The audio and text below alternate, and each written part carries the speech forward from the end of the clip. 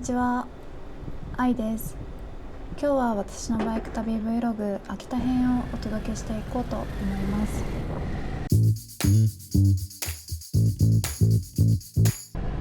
ということで、今日は秋田県を走っていきたいと思います。私の父が秋田県出身なので、何度かね、おばあちゃんの家に遊びに行く関係で秋田には訪れたことがあります。とは言っても最後に来たのが10年前ほど。そんな秋田のハーフである私が幼少期に何度か連れてってもらったコースをね、今日はお届けしていきたいと思います。国道101号線を男鹿半島方面へ進んでいくと、巨大な玉ハゲ像が目の前に現れます。懐かしい、ようこそ男鹿へ、旅の始まりを告げるように堂々と立っています。まず目指すのは寒風山へ。この辺りからだんだんと山道に入っていきます。しばらく走り山道を抜けると、目の前に見えてきたのが寒風山。寒風山は大半が草原になっていて、その姿を保つために定期的に山焼きや芝刈りを行ってその姿を保っているようです。寒風山の頂上にある展望台に向けてバイクでどんどん走っていきます。実は山寺で手袋をなくしてしまって、で今日本当に気持ちのいいぐらいの天気の良さで、なおかつ海が近いでしょ。だからすごく日焼けを心配しながら走ってます。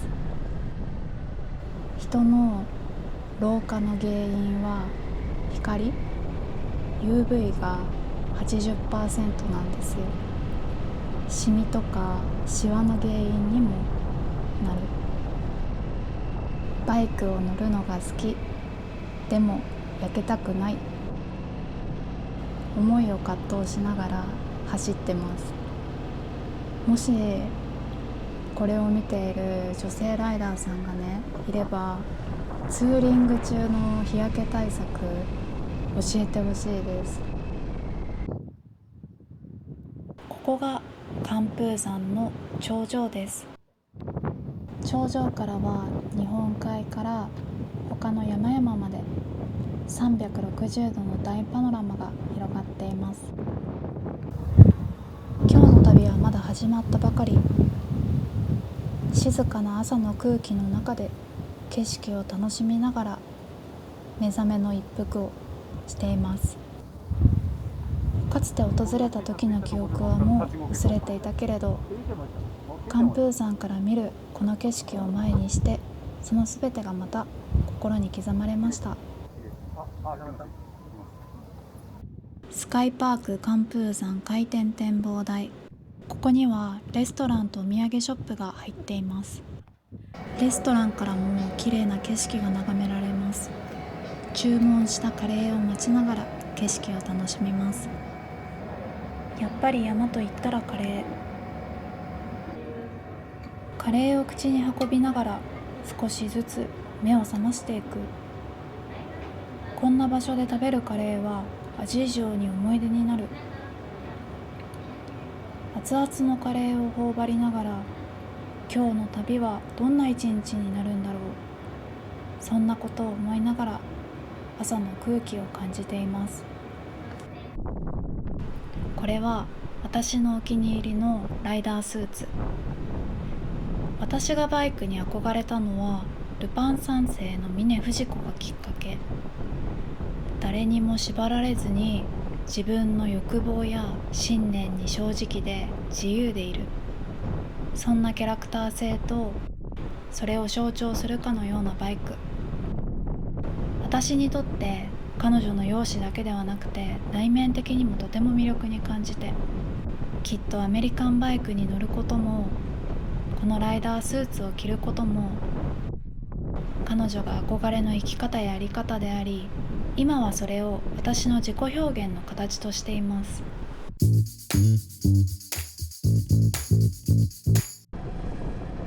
今日の男鹿半島ツーリングの走行距離の予定は秋田市内からスタートとしてみて150キロ程度、男鹿半島を下から上に上がり、そして真ん中に行くみたいなコースで走っていきます。結構走りがメインでもあるかな。寄る場所はそんなに滞在時間がかからないような場所たち。この後ゴジラ岩を見て、生ハゲ立像を見て、生ハゲ館によって新山神社が最終目的地として今日は旅を進めていこうと思います。今走ってるのは日本海側沿い。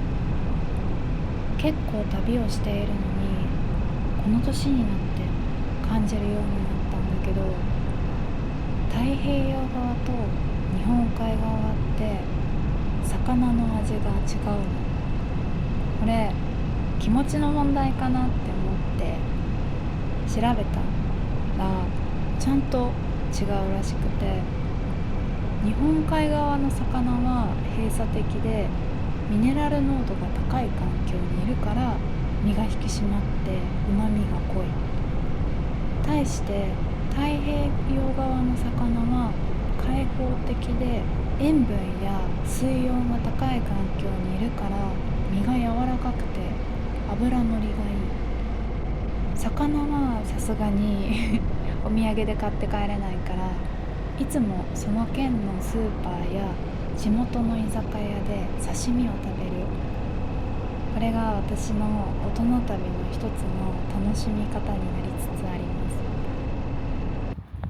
あまりにも海が綺麗でバイクを降りてもっと近くで海を見に行く。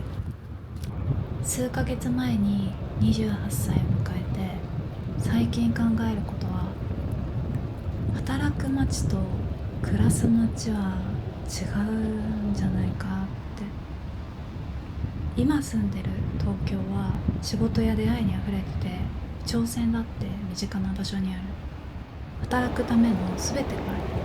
前みたいに若くて何かをつかもうってしている時期なら東京は最高の街なんだけどもしそこでずっと暮らし続けるのかっていうとそれは違くて、私は穏やかで時間の流れに逆らわない場所で暮らしたい。何もが満ちすぎてない場所、その方が心に余白が生まれて豊かに生きれる気がする。ここ数年後30を迎える時の人生を今からもっと深く考えようと思います。そしてこの左の奥側に見える岩がゴジラ岩です。私も久しぶりに来たからこんな感じだったっけなって思いつつも Google マップにはねここってあるし看板もあったから、多分ここがゴジラ岩。海で崩れてなければ。なので確かめに行ってきます。やっぱりここがゴジラ岩らしい。ルートはこんな感じ。岩までの道のりは本当につまずきそうになるような道なので気をつけて。そしてここがゴジラ岩。ゴジラだよね。夕方になると本当に光線出してるゴジラに見えるから、皆さんもぜひ男鹿に来た時は立ち寄ってみてください。そしてゴジラ岩から1キロもしないところにあるのが生ハゲ立像です。やっぱり男鹿といったら生ハゲ。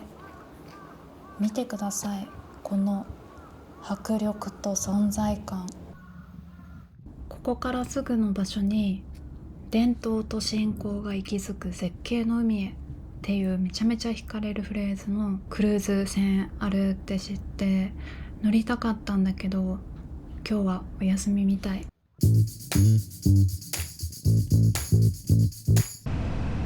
そして次に向かうのが生ハゲ館。幼少期によく両親に連れて行かれてたんだけど、今思えばなんでよく連れて行かれたのかなって。到着しました。ここが生ハゲ館。生ハゲがお迎えをしてくれます。生ハゲ変身コーナーがあって、私も生ハゲに変身。めちゃめちゃおじさん見てます。生ハゲ伝承には実はいくつか説があって、昔中国の王様が5匹の鬼を連れて海を渡ってきた。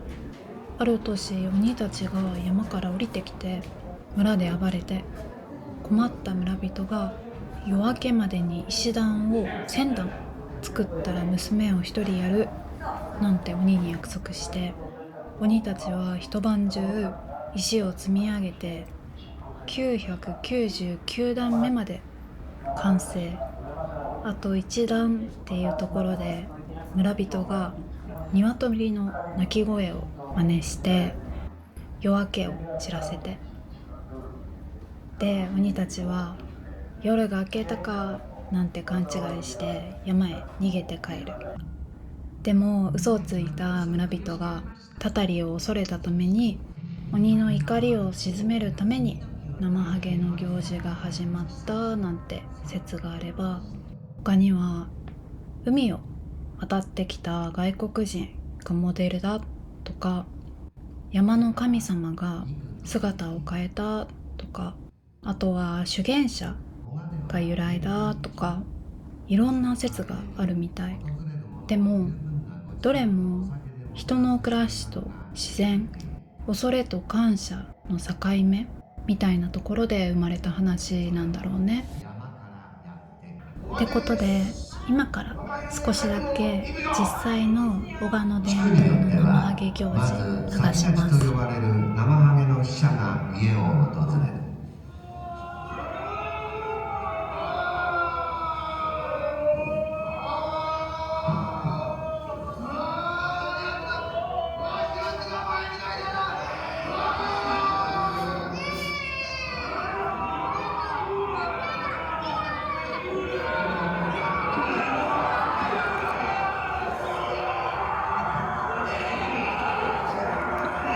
そんな感じで次に向かうのは新山神社。生ハゲ信仰の中心とも言われるその場所は1000年以上の歴史を持つとも言われています。早速中に入っていく。新山神社の主催神はニニギノミコトと竹三日月のミコト。ニニギノミコトはアマテラスオオカミの孫で、天孫降臨、つまり天から地上に降りて日本を治めたと伝わる神様。国を豊かにしたとされていることから五穀豊穣、商売繁盛、縁結びのご利益がある。一方、竹三日月の命は雷と剣の神様。悪を払い正義と勇気を象徴する存在で、勝負運、厄除け、交通安全のご利益がある。ということで今日の男鹿半島ツーリングは終わり、この後に宿泊している宿に帰ります。秋田で宿泊したのは秋田温泉プラザ。館内のレストランで夜ご飯。私が注文したのは五目あんかけ焼きそば。メニュー表に当館自慢の定番メニュー、ぜひ一度お試しをと書かれていたので頼んでみたけど、本当に美味しかったのでおすすめです。そして夜も過ぎ、今日は東京に帰る日、急いで荷詰めをする。本当に今回泊まったこの宿すごい良くて、日帰り温泉と宿泊施設が一緒になっていて、もちろんその温泉にも入れて、夜は宿泊者だけの時間があって、静かにゆっくり温泉も満喫できました。あと秋田駅から車で10分の好立地で、なのに素泊まりだと5000円台で泊まれちゃう。でスタッフさんたちもすごい優しい、親切。私荷物すごい重いから部屋までね自分で持ってくって言って、女性のスタッフさんの申し出お断りして、階段とかちょっと重いから、踏ん張りながら運んでたんだけど、そしたらそれを見かけた厨房にねいた男性のスタッフさんが小走りで来てくれて、で手伝ってくれたのね。本当にここで働いている皆さんが優しくて、サービスまでいい。ぜひ皆さんも秋田に来たら秋田温泉プラザにお泊まりしてください。私もまた秋田に来るときは絶対にここに戻ってきます。荷詰め完了ということで、週末は学校があるので仕事もちょっとやりたいところ残ってるし、バイクは置いて身だけ東京に帰ります。こんな感じで今回の私のバイク一人旅秋田編は終わり。次回は青森に行きます。ではまた。